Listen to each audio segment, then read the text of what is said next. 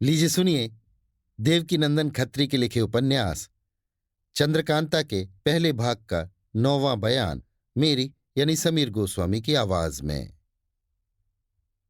वीरेंद्र सिंह और तेज सिंह बाग के बाहर से अपने खेमे की तरफ रवाना हुए। जब खेमे में पहुंचे तो आधी रात बीत चुकी थी, मगर तेज सिंह को कब चैन पड़ता था।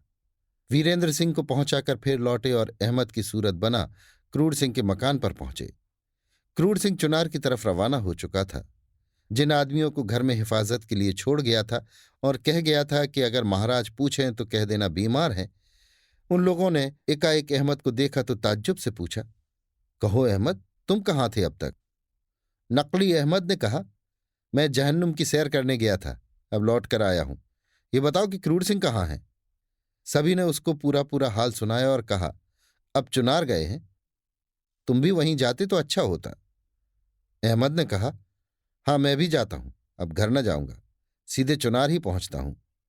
ये कह वहां से रवाना हो अपने खेमे में आए वीरेंद्र सिंह से सब हाल कहा। बाकी रात आराम किया।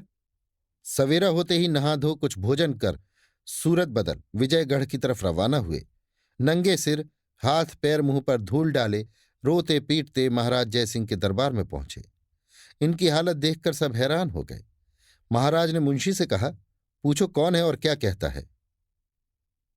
तेज सिंह ने कहा, हुजूर मैं क्रूर सिंह का नौकर हूं, मेरा नाम रामलाल है। महाराज से बागी होकर क्रूर सिंह चुनारगढ़ के राजा के पास चला गया है। मैंने मना किया कि महाराज का नमक खाकर ऐसा न करना चाहिए, जिस पर मुझको खूब मारा और जो कुछ मेरे पास था सब छीन लिया। हाय रे, मैं बिल्कुल लुट गया, एक कौड़ी भी नहीं रही। अब मैं क्या खाऊंगा, घर कैसे पहुंचूंगा? लड़के बच्चे 3 बरस की कमाई खोजेंगे, कहेंगे कि रजवाड़े की क्या कमाई लाए हो, उनको क्या दूंगा? दुहाई महाराज की, दुहाई। बड़ी मुश्किल से सभी ने उसे चुप कराया। महाराज को बड़ा गुस्सा आया। हुक्म दिया, क्रूर सिंह कहाँ है?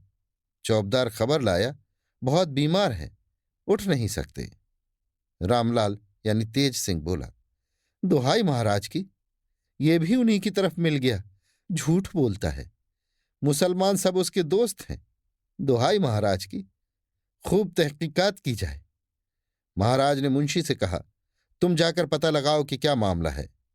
थोड़ी देर बाद मुंशी वापस आए और बोले, महाराज क्रूर सिंह घर पर नहीं हैं और घर वाले कुछ बताते नहीं कि कहाँ गए हैं। महाराज ने कहा, जरूर चुनारगढ़ गया होगा। अच्छा, उसके यहाँ के किसी प्यादे को बुलाओ। हुक्म पाते ही चौबदार गया और एक बदकिस्मत प्यादे को पकड़ लाया। महाराज ने पूछा, क्रूर सिंह कहाँ गया है? प्यादे ने ठीक पता नहीं दिया। रामलाल ने फिर कहा, दुहाई महाराज की, बिना मार खाए न बताएगा।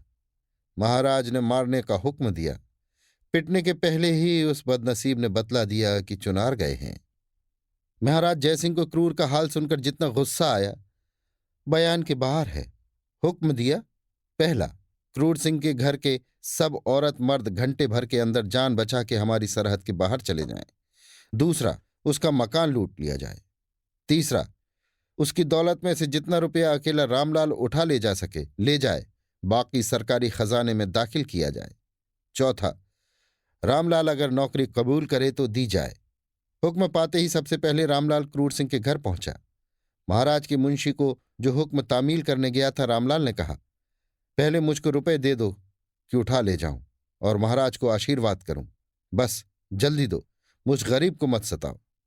मुंशी ने कहा, अजब आदमी है, इसको अपनी ही पड़ी है, ठहर जा, जल्दी क्यों करता है?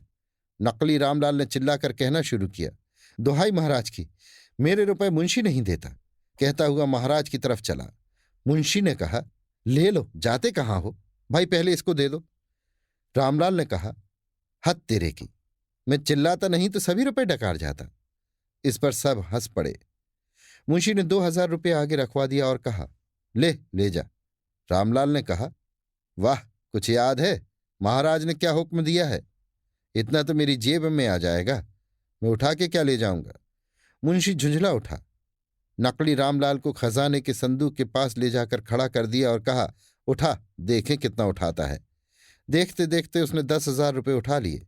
सिर पर, बटुए में, कमर में, जेब में, यहां तक कि मुंह में भी कुछ रुपए भर लिए और रास्ता लिया। सब हंसने लगे और कहने लगे, आदमी नहीं, इसे राक्षस समझना चाहिए। महाराज के हुक्म की तामील हो गई। घर लूट लिया गया। औरत मर्द सभी ने रोते पीटते चुनार का रास्ता पकड़ा। तेज सिंह रुपया लिए हुए वीरेंद्र सिंह के पास पहुंचे और बोले, आज तो मुनाफा कमा लाए, मगर यार माल शैतान का है, इसमें कुछ आप भी मिला दीजिए जिससे पाक हो जाए। वीरेंद्र सिंह ने कहा, ये तो बताओ कि लाए कहाँ से। उन्होंने सब हाल कहा। वीरेंद्र सिंह ने कहा, जो कुछ मेरे पास यहां है मैंने सब दिया। तेज सिंह ने कहा, मगर शर्त यह है कि उससे कम ना हो, क्योंकि आपका रुतबा उससे कहीं ज्यादा है। वीरेंद्र सिंह ने कहा, तो इस वक्त कहां से लाएं? तेज सिंह ने जवाब दिया, तमस्सुक लिख दो।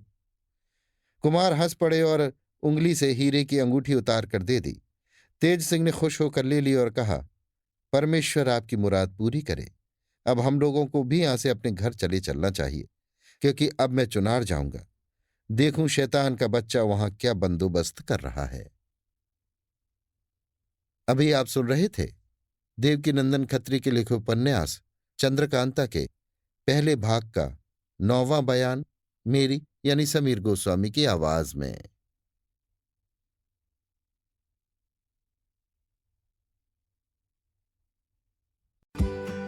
Now is the chance to use reliable energy to grow your money with the Dominion Energy Reliability Investment.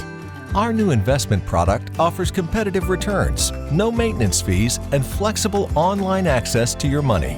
Make the reliable investment in reliable energy. The Dominion Energy Reliability Investment. To find out more, go online to reliabilityinvestment.com. That's reliabilityinvestment.com.